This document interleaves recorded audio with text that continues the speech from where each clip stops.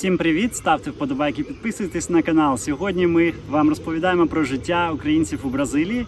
І в рамках цього проєкту ми вирішили розказати вам про наш досвід життя. Наша родина жила у США, у Таїланді, у Мексиці та у Бразилії. І сьогодні я хотів би зробити чесне порівняння цих країн з точки зору, як ми відчуваємо себе в тих країнах, і проаналізувати короткострокові перспективи, середньострокові і також довгострокові. Також наші відчуття, де саме ми відчували себе найбільш комфортно. Я спробую зробити це в форматі оцінок, буду виставляти оцінки по різним критеріям. Я відібрав декілька критеріїв і подивимося, що з цього вийде, яка саме країна виграє. Але, звісно ж, дійсно для кожної людини в кожний момент життя різні країни можуть підходити більше чи менше. Все це міняється, і все це також залежить від конкретних обставин, від вашої роботи, вашого складу сім'ї, якого віку у вас є діти, якщо у вас вони є, чим ви конкретно любите займатися, які у вас хобі, чи любите ви подорожувати, чи хочете ви жити в одному місці, і наскільки ви легко можете інтегруватися в різні культури і мовне середовище. Отже, якби сьогодні нам сказали, виберіть одну з цих 4 країн і там ви зможете жити все своє життя, яку саме країну ми би вибрали, якщо залишити за дужками те, що наразі немає можливості, наприклад, у багатьох людей отримати візу США і поїхати там жити. Але от якщо не було б взагалі візового питання, тому що якщо ми зараз будемо додавати в критерії візове питання, то у нас одразу буде сильний перекос не на користь США, тому що в США зараз потрапити майже нереально саме в цей момент. Але були моменти в історії, коли це було зробити доволі легко. І тому це відео я хочу зробити максимально об'єктивним для нашої родини. І не з точки зору візи, бо візова ситуація може помінятися через рік. І рік тому вона була зовсім іншою. І через тим більше 5-7 років це буде зовсім інша історія. Зараз я розберу ці країни разом з вами по різних поличках.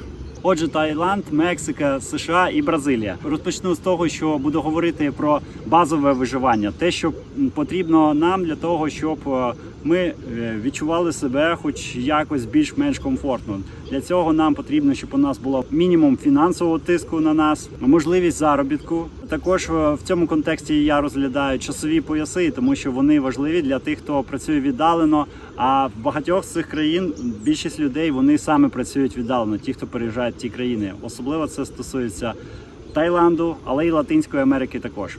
Далі будемо розглядати в базових критеріях вартість життя і ціни на імпорт в тому числі, безпеку, обов'язково поговоримо про це.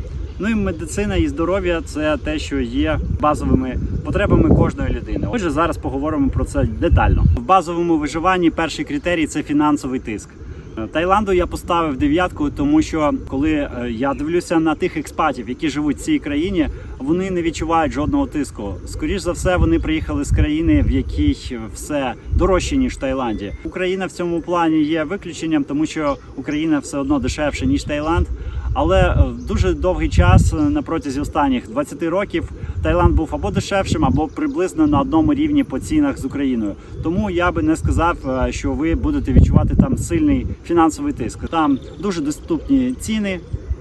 Мексика отримала 7 балів, тому що в ній ціни дещо вищі. І особливо це стосується тих курортів, в яких в основному проживають експати. Я подорожував в дуже багатьох точках Мексики. Ми з жінкою, з старшою донькою вперше в 17-18 році зимували в Мексиці, і ми проїхали приблизно 6 штатів Мексики. Другий раз ми були в Мексиці у 2025 році, коли ми пробували там зачепитися, залишитися, народити дитину і отримати мексиканські документи. Але потім ми все-таки вирішили переїхати в Бразилію. Це зовсім інша історія, про це я раніше вже розповідав. В Мексиці трохи дорожче, ніж в Таїланді. І особливо в туристичних містах відчувається, що постійно ціни зростають через наплив туристів з Америки. Багато людей переїжджають з Америки, з Канади, з європейських країн, в тому числі і з України у Мексику. І таким чином ціни постійно ростуть. США я даю країні через її високий фінансовий тиск, оцінку 6 балів з 10. Якщо ви заробляли або маєте можливість заробляти якось віддалено 1000, 2, 3 доларів, це буде все одно мало. Навіть 3000 доларів, з якими можна жити навіть дуже великою родиною в будь-якій з цих країн, дуже добре, але не в США. Тобто в США вам все одно потрібно постійно мати якусь більш стабільну і постійну роботу. І це відчувається як тиск, тому що якщо один з членів сім'ї не працює, або хтось не може знайти роботу, хтось захворів, поламав, не дай Бог, свою кінцівку, або ще сотні різних варіантів, що може статися, людина не може працювати, і в такому випадку тиск відчувається дуже сильний. Бразилію я оцінив фінансовий тиск менший, ніж у Мексики, але більший, ніж у Таїланді, тому що все-таки ця країна трохи дорожча, ніж Таїланд, але вона не така туристична з точки зору міжнародного туризму, як Таїланд і Мексика. Але якщо порівнювати з США, дійсно тиск менший, тому що ціни дешевші, все більш доступне і вам не обов'язково мати дуже високооплачувану роботу. Так, в США її легше знайти, але ми зараз все одно говоримо саме про цей тиск, відчуття тиску, яке для мене найбільше в США, далі йде Мексика, далі Бразилія і в Таїланді найменше. Другий критерій базового виживання – це можливість заробітку. І також я включив туди часові пояси. Поясню чому. Багато людей, які проживають в Мексиці, Бразилії і Таїланді, загалом в Південно-Східній Азії і в Латинській Америці, вони працюють віддалено в своїх країнах або в США, в Канаді і в інших розвинених країнах. І тому дуже важливо мати зручні часові пояси. В Таїланді він максимально незручний, і тому ця країна отримує менше балів. Окрім того, можливість заробітку офлайн там мінімальна. Будь-яка віза, яка у вас буде в Таїланді, вона вам, скоріш за все, не надаватиме можливість працювати, окрім бізнес-візи. І також буде проблема працювати у інших членів родини. Якщо взяти Мексику і Бразилію, США, якщо ви там знаходитесь легально, то там є шляхи отримати дозвіл на роботу, десь це зробити легше, десь важче, бізнес відкрити, або якщо ми говоримо про роботу по найму, все-таки найбільші можливості для заробітку будуть у США, це 10 балів з 10. На другому місці, але з сильним відривом, Бразилія 7 балів з 10. Мексика трохи нижче, тому що у неї, хоча також зручні часові пояси, в принципі, не дуже далеко від Європи, і одна часова зона з США і у Мексики, і у Бразилії. Тому в цьому критерії вони мають хороші бали, але разом з тим можливості для відкриття бізнесу в Мексиці є більш обмеженими, ніж Бразилія. Бразилія дуже велика країна, великий ринок. Також нормально це ставляться до цього місцеві, якщо іноземець також веде якусь підприємницьку діяльність. А в Мексиці все-таки це трохи складніше. Тому США отримує 10 балів, як я вже сказав, Бразилія 7, Мексика 6, а Таїланд 4 через те, що, скоріш за все, у вас буде 100% тільки віддалений заробіток. Якщо ви його втратите, вам потрібно буде шукати інший, оскільки на місці ви не зможете заробити. Вартість життя та імпорт – це наступний критерій. Виграє Таїланд, він має 9 балів, а далі йде Мексика і США, вони отримують по 8 балів, хоча США, звісно, дорожче, але пропорційно зарплатах, які маються в США, то плюс-мінус я їх поставив на одну планку. І також Бразилія отримує 7 балів через дуже високе мито на імпорт, і вартість життя в цьому аспекті зростає, якщо ви хочете купити техніку, якісь брендові речі або меблі, будь-що замовити з-за кордону, з Аліекспреса, ви платите дуже високе мито. І тому Бразилія отримує в цьому плані 7 балів. Звісно, що ще один базовий критерій виживання – це безпека. Найвища безпека у Таїланді. Таїланд отримав 9 з 10 балів. Там абсолютно безпечно майже в будь-якій локації, окрім тих випадків, коли ви самі собі шукаєте якісь проблеми. На другому місці все-таки США, хоча це дуже великі країни, і коли ми говоримо про США, Бразилію і Мексику, то потрібно розуміти, про які саме регіони ми говоримо. І все-таки, якщо брати в цілому, то я вважаю, що США трохи безпечніше за Бразилію і Мексику, тому США отримує 7 балів, Мексика і Бразилія отримують 6 балів з 10 по безпеці. Хоча можна жити ось в такому місці, в якому живу я, місто Парачі, штат Ріо-де-Жанейро. І ми знаходимося далеко від мегаполісів. Тут абсолютно безпека. Можна сидіти по півгодини, ось так от працювати з комп'ютером на вулиці, і ніяких проблем абсолютно у вас не буде з безпекою, якщо ви з розумом підходите до вибору тієї локації, де ви будете проживати. Але, звісно, у кожного свої пріоритети. Комусь потрібно жити в великому місті, щоб розвивати, наприклад, бізнес, або хоче знайти роботу в великій міжнародній компанії. Тоді це треба їхати в Сан-Паулу, або в Бангкок, або в Нью-Йорк. І це буде зовсім інший рівень безпеки, ніж якщо ми говоримо про маленькі, курортні містечка. Це зовсім інший рівень безпеки, і тому порівняти дуже об'єктивно складно. Залежить дуже сильно від того, що саме ви вибираєте за місце. 5-й критерій базового виживання – це медицина і здоров'я. Я дуже багато стикаюся з медициною США по своїй роботі, тому що я працюю віддалено українським перекладачем в США. Українці, які живуть у США, вони мають право попросити, щоб їм надали українського перекладача. Це стосується банків, державних установ і медичних установ. А так ось у мене по моїй роботі, мабуть, 70-80% дзвінків – це саме медичні установи. Це можуть бути пологи, це може бути плановий огляд, це може бути операція або підготовка до операції, якась процедура така, як МРТ. І дуже-дуже багато я стикаюся з американською медициною і страховими компаніями саме по своїй роботі. І тому я розумію прекрасно, як це працює, як спеціально робляться ті процедури, які є не обов'язковими тільки для того, щоб більше грошей заплатила або страхова компанія, або сам пацієнт. І тому я вважаю, що медицина в США, хоча вона формально має гарне оснащення в більшості випадків, але вона не на дуже високому рівні. Це моя особиста думка і мій досвід. Тому я ставлю медицині США 6 балів із 10.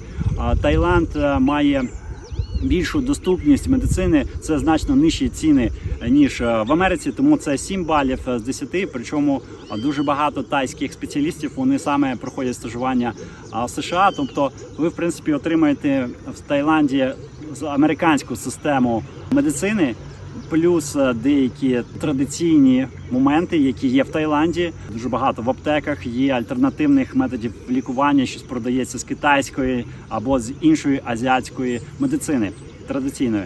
І далі 8 балів я поставив в Мексиці і Бразилії, тому що я також враховую не тільки медицину, а й в цілому варіанти для того, щоб залишатися здоровими. Тобто це образ життя людей, які живуть в цих країнах. І тому США ще отримало 6 балів, тому що в основному це малорухливий спосіб життя, і у вас навіть немає можливості, щоб кудись ходити. Тупо немає тротуарів.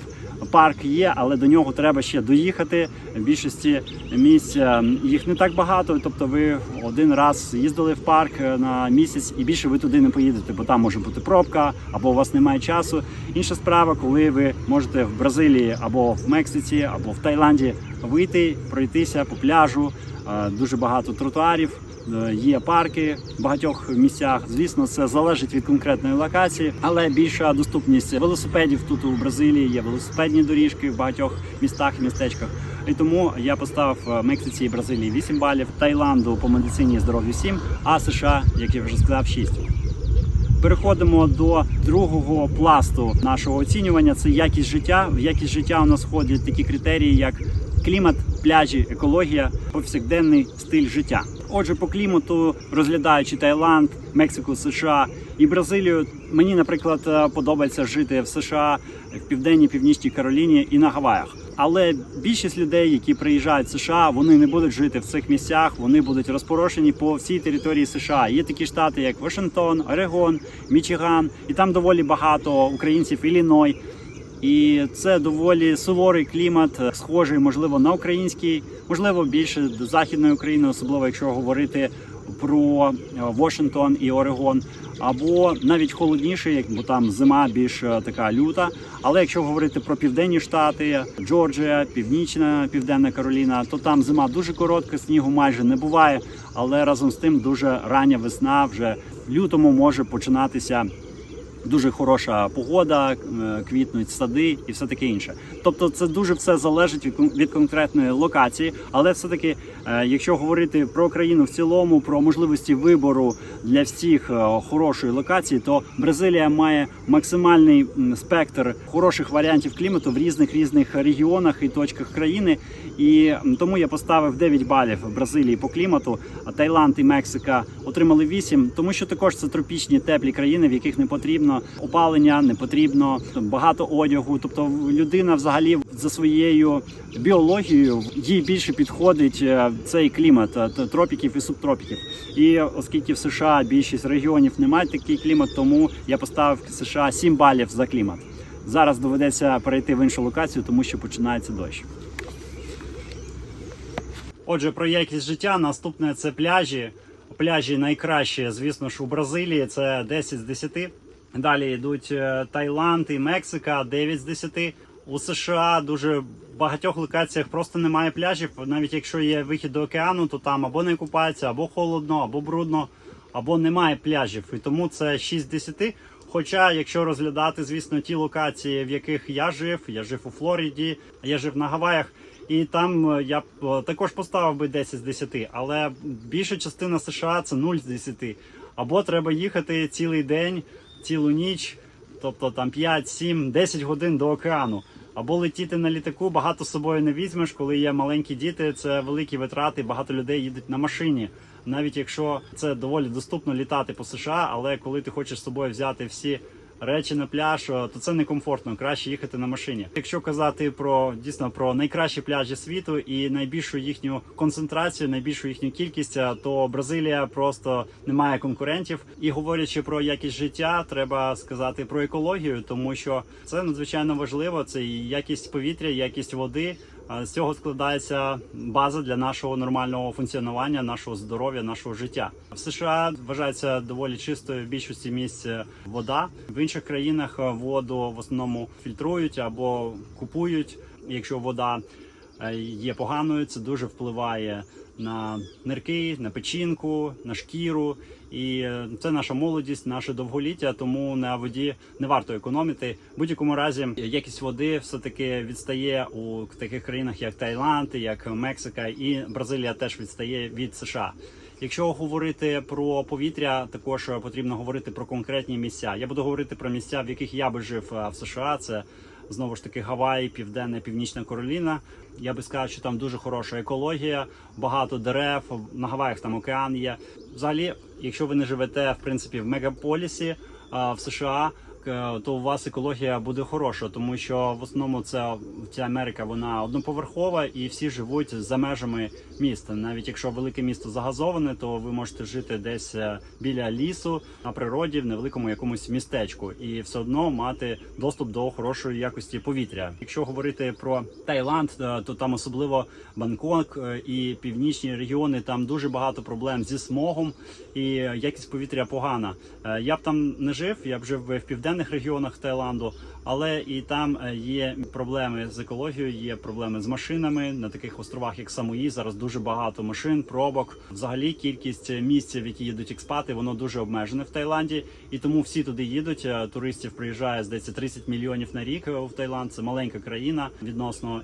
І тому я вважаю, що по екології Таїланд буде, мабуть, програвати. Мексика, в принципі, також є проблеми з якістю повітря. На маленьких курортах, наприклад, Тулум, якщо взяти, там буде краще, або Уатулько, доволі віддалена локація, або якщо взяти Баха Каліфорнія, нижня частина Каліфорнії, там сухий такий пустельний клімат і поруч океан, доволі хороша екологія, якість повітря. Але більшість експатів все-таки живе це або Канкун, або Плая-дель-Кармен, або десь біля великих міст, тобто, скоріш за все, Мехіко, Гвадалахара, Пуерто-Вальярта, і там є багато пилу, багато машин. Бразилія і США отримують по 9 балів з 10, а Таїланд і Мексика по 7 балів з 10 за екологію. Далі говоримо про повсякденний стиль життя. В цей критерій входить, чим в цілому можна займатися, якісь цікаві місця відвідувати у свій вихідний, поїхати в національний парк, на трекінг, на трейл, на пляж, в залежності від локації. І також як люди проводять кожен день, чи мають вони час на спортивні якісь події, відвідувати якісь івенти, пройтися, просто прогулятися десь в парку. І ось за цим критерієм я ставлю доволі високий рівень всім країнам, тому що вони дуже цікаві. І коли ви тільки приїдете, я думаю, перші 5 років ви знайдете дуже багато місць, куди ви зможете поїхати, відвідати. І це все доволі доступно в цих країнах. Наприклад, в Мексиці дуже багато старовинних знахідок і артефактів старих культур, майя, ацтеки і так далі.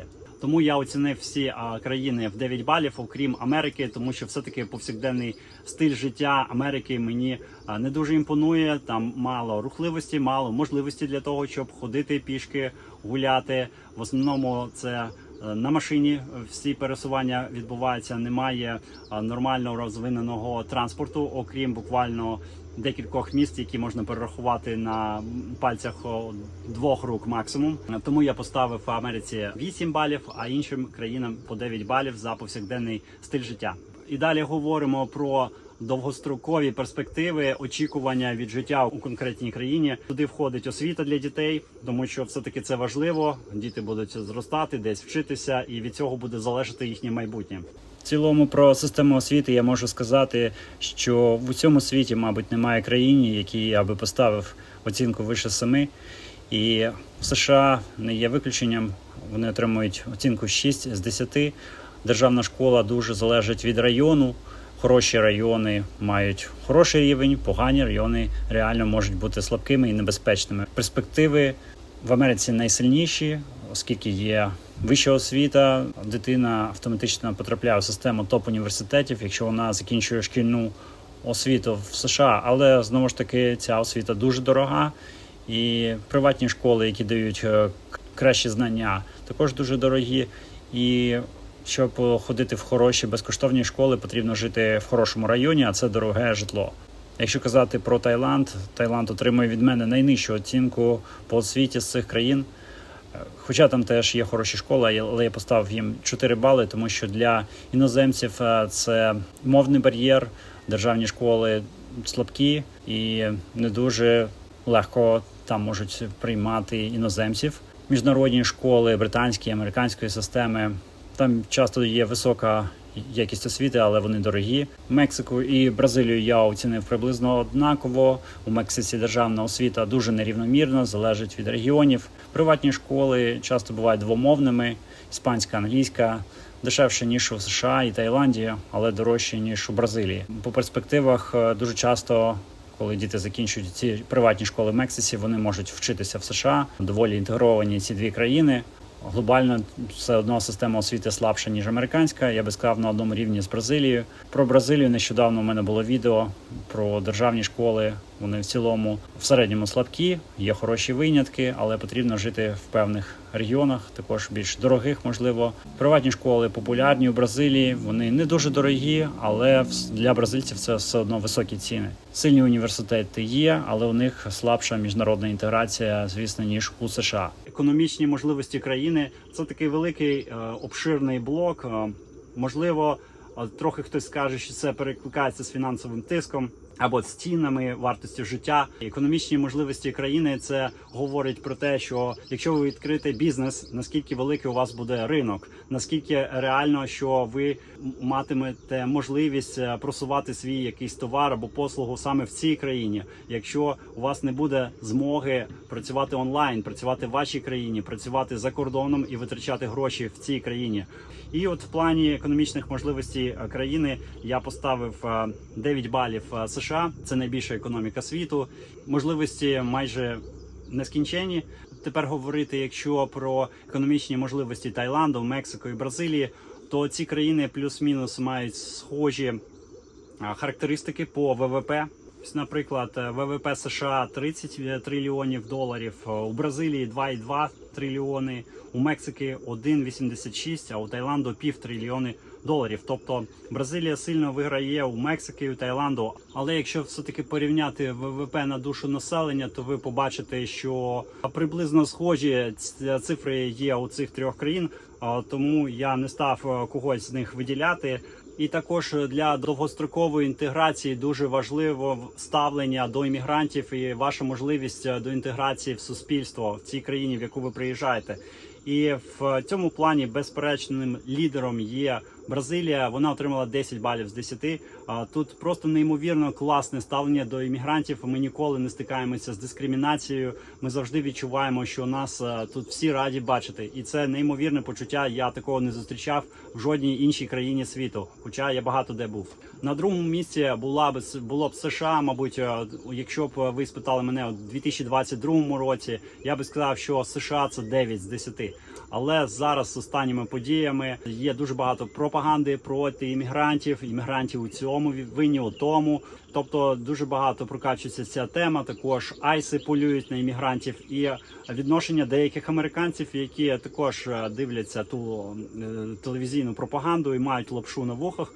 Вони думають, що іммігранти у всьому винні. Хоча в реальності іммігранти в США це локомотив економіки, це свіжі мозги, це свіжа робоча сила, це робочі місця, які просто нема кому віддати в Америці. Дуже багато робот вони виконують, які самі американці не хочуть виконувати. Зараз дуже сильно помінялася риторика з приводу іммігрантів в США, тому я би сказав, що Мексика і США зараз приблизно на одному рівні. В Мексиці немає антиіммігрантської риторики, якщо брати в цілому Мексику, але ті місця туристичні, в яких ми жили, дуже часто на вас дивляться трохи з подивом, що ви тут забули, якщо це менш туристичне місце, але якщо це дуже туристичне, то на вас дивляться як на гаманець. І ви відчуваєте, вас сприймають, що ви приїхали, у вас багато грошей, платіть за те, за все. Тобто в цьому плані Мексика програє Бразилії 7 балів з 10. І у Таїланді, я би сказав, ставлення до іммігрантів 6 з 10, ще нижче я оцінив. Поясню чому, тому що багато тайців дійсно незадоволені тим, що їхня країна дуже вестернизується, стає такою прозахідною, втрачає колорит своєї культури, і вони звинувачують в цьому саме ті 30 мільйонів туристів, чи яка там кількість приїжджає щороку до їхньої країни. Вони бачать стрімке змінення своєї культури. Я їх не засуджую за це, але я розумію контекст, я розумію, що вони вправі не дуже прям сильно любити тих іммігрантів. Вони терплять їх, тому що вони привозять багато грошей в їхню економіку, але ви ніколи не інтегруєтеся в це азіатське, буддийське суспільство, яке живе зовсім по іншим законам, ніж живе західна цивілізація. Восток діло тонке, як кажуть. Переходимо до передостаннього критерію – це мова. З приводу мови я можу сказати таке, що більшість все-таки українців, якщо брати знання іноземних мов українцями, то на першому місці, мабуть, буде російська мова, на другому – польська, а на третьому, мабуть, буде англійська все-таки. Плюс-мінус, можливо, ще якісь слов'янські мови багато українців знає, я не проти, можливо, це чеська, болгарська, в залежності від того, хто де буває і де веде свою економічну діяльність, то багато людей повивчали ті мови тих країн, в яких вони живуть або багато часу провели. Але якщо говорити про англійську, все-таки це міжнародна мова спілкування, багато дітей добре її вчать в школах зараз, і навіть моє покоління, все-таки великий процент людей знає їх. Це не те, що було в поколіннях моїх батьків. США, яка має англійську мову, я даю 9 балів, та це легше вивчити, коли ви вже 10 років так-сяк, але якось вчили англійську мову в школі і плюс потім в інституті або в технікумі. Вам буде значно легше вивчити цю мову, і багато хто вже її знає, тому це 9 з 10. А далі йде все-таки Мексика, 8 балів з 10. По-перше, там дуже розповсюджена англійська мова, якщо говорити про туристичні зони, про зони, де живе багато експатів. Іспанська мова вчиться надзвичайно легко на базі української, російської, англійської. Це просто мова, яка дійсно легко читається, легко пишеться. Кожен звук, як пишеться, так і читається. І цю мову дуже нескладно вивчити. І тому я поставив 8 балів в Мексиці за мову. І далі йде Бразилія, вона отримала 6 балів за мову, тому що португальська мова, хто б що не казав, набагато складніша, ніж іспанська. Для мене це, знову ж таки, моя точка зору. Вона складніша, її важче читати, до неї важче звикнути, до якихось закінчень. Є букви, які не так читаються, як пишуться, є звуки, яких не існує в деяких інших звичних для нас мовах.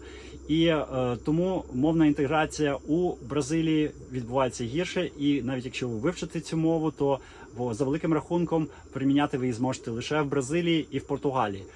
Іспанська ж мова має також ще й більший потенціал. Якщо ви її вивчите, у вас в кармані знання мови номер 1 чи 2 в світі по кількості людей, які говорять нею. І для кого вона є рідною мовою, тому що це вся Латинська Америка і Іспанія також. І нарешті Таїланд отримує 5 з 10, тому що це дуже важка мова, вона непримінима за межами Таїланду, майже ніхто в світі не говорить тайською, хоча Таїланд має доволі велику кількість людей, які там живуть, здається, 60-70 мільйонів тайців. І ви можете вивчити тайську мову, але це у вас займе набагато більше років, ніж вивчити іспанську, португальську і тим більше англійську. І далі вона вам не знадобиться, якщо ви виїдете з Таїланду. Тому Таїланд отримує 5 з 10. Відчуття дому дуже важливе для всіх людей, але якщо говорити про українців, багато з них втратили свої міста, які були просто зрівняні з землею або знаходяться в окупації. Багато людей втратили свій дім, і також багато хто не може або не хоче повернутися в Україну, бо не відчуває себе там в безпеці з приводу ТЦК, з приводу обстрілів, з приводу енергетичної безпеки, відсутності тепла і належних умов для нормального життя і розвитку своєї родини. Фінансових проблем в Україні також вистачає, тому що, звісно, перебої електроенергії і все інше, воно і буде впливати. Та що там казати, війна є війна. Багато хто реально не може поїхати додому. І через це дуже важливо все-таки мати таку країну, в яку можна приїхати і відчути, що оце і є дім. В Таїланді, якщо в цілому взяти відчуття, як я себе відчуваю, то все-таки це доброзичлива країна для експатів. Тобто, так, є деякі нюанси, про які я раніше казав. Посмішка не завжди означає посмішку, іноді вас терплять. Але в цілому, як працює суспільство, спокій, мир, санук саба, як кажуть тайці, тобто це і душевний спокій, і на фізичному рівні для фізичного тіла. Вони дуже люблять масажі, вони люблять благовоння, вони люблять спокійну, хорошу музику, оці храми, колокольчики. Тобто море, океан, свіжість повітря, фрукти, оце все. Цей весь Таїланд, який він є, з туристичними всякими чудовими місцями, і як вони з легкістю відносяться до життя, то дійсно можна відчути себе там вдома. Якщо у вас є можливість придбати будиночок в хорошому місці, то у вас буде поступово інтеграція, можливо, не така глибока, але ви будете відчувати себе вдома, ви можете оточити себе своїми друзями, дуже багато там українців живе і іноземців в цілому. Тому я поставив Таїланду 8 з 10. США відчуття вдому. У мене теж 8 з 10, а це по-іншому прекрасна країна. Там в цілому в культурі є нормальне відношення до іммігрантів, до імміграції. І можливо десь важче отримати своє житло або придбати своє житло. Іпотека дуже важка, і щоб її взяти, потрібно дійсно мати довгостроковий план перебування в Україні, яка у вас буде робота, які доходи. І це якось стрьомно в такому сучасному, швидкозмінному, швидкоплинному світі брати на 35 років зобов'язання якісь. Але багато хто з людей це робить. В цілому я відчував, коли я жив, наприклад, в Південній Кароліні або подорожував в Північній Кароліні, я відчув там дійсно, що там є ком'юніті українців, є церкви, і люди живуть там доволі дружньо і підтримують один одного. Можна відчути себе вдома в США. Це правда.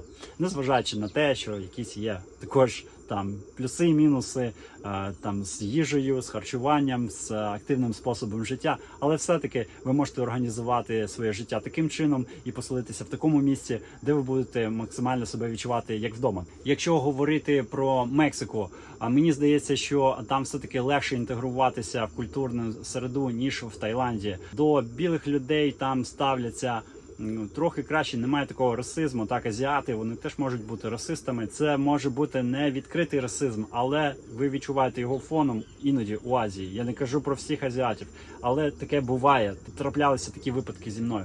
І якщо говорити про Мексику, у них все-таки більше таке хороше ставлення в цілому до європейців. Якщо вони недолюблюють американців дещо, через історичні події, через політичні моменти, які постійно виникають, це все-таки великий кордон між цими країнами і довга історія протистоянь. Деякі штати Мексика втратила, і зараз це частина США вже дуже давно, але все одно це травма.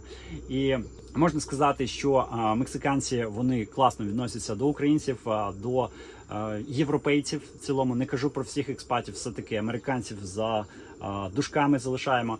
І я би сказав, що відчуття дому в Мексиці у мене більше, ніж в США і у Таїланді. Можливо, це дуже суб'єктивно, але я поставив 9 з 10, тому що якось от душевно відчуваєш на одній хвилі себе з цим населенням, якось проникаєшся цією культурою. І хоча вона інша, ніж наша українська, але в чомусь вона дуже-дуже схожа. І відношення до життя у людей, мені подобається, як вони живуть. На першу сходинку вони ставлять сім'ю, друзів, взаємовідносини. Я не бачив багатьох таких мексиканців, які ставлять якийсь кар'єрний зріст вище, ніж оці речі, про які я щойно сказав. І мені це імпонує, якщо чесно. Я знаю, що люди різні, і для когось важлива кар'єра. Мені здається, що в такому суспільстві приємніше жити не там, де бабло, побіжали, як в США. Можна жити за менші гроші. Тобто багато факторів, чому це відбувається, але сам менталітет мексиканців мені набагато ближчий. Останнє – це Бразилія. Відчуття дому також 9 з 10. Дійсно, я відчуваю себе майже як вдома, бо 10 з 10 – це тільки в Україні до війни. І зараз в Бразилії, я думаю, що дійсно можна сказати, що це наш дім, це класне відношення місцевого населення до нас, доступність життя, це менталітет людей, це посмішки, це якісь просто фрази, які вам кидають по ходу діла, це як вони ставляться до наших потух, коли ми намагаємося спілкуватися португальською мовою, посміхаються і якось намагаються нас зрозуміти. Мені дуже подобається відношення до життя бразильців, і також те, що для більшості бразильців дуже важливі також сімейні цінності, саме діти на першому місці, сім'я, побути разом, зібратися великою родиною. Вони це дуже люблять, вони це постійно практикують, мають великі компанії, вони трохи менш гучні, ніж у мексиканців. Мексиканці це просто капець, можуть приїхати 30 чоловік на пляж, включити колонки, музику. У Бразилії музика на пляжах зараз заборонена і можна слухати, але тихенько.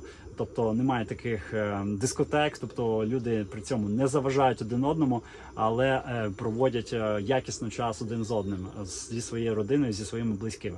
Отже, підсумовуючи все сказане, порівнюючи ці 4 країни, в яких ми проживали – Таїланд, Мексика, Бразилія і США – у нас вийшов при порівнянні такий рейтинг, я склав всі бали. Я спеціально, до речі, закрив суму, тобто я не рахував суму, і просто проставляв оцінки, і потім вже порахував, скільки балів вийшло. Я старався бути максимально об'єктивним, сам собою, чесним, як я це відчуваю.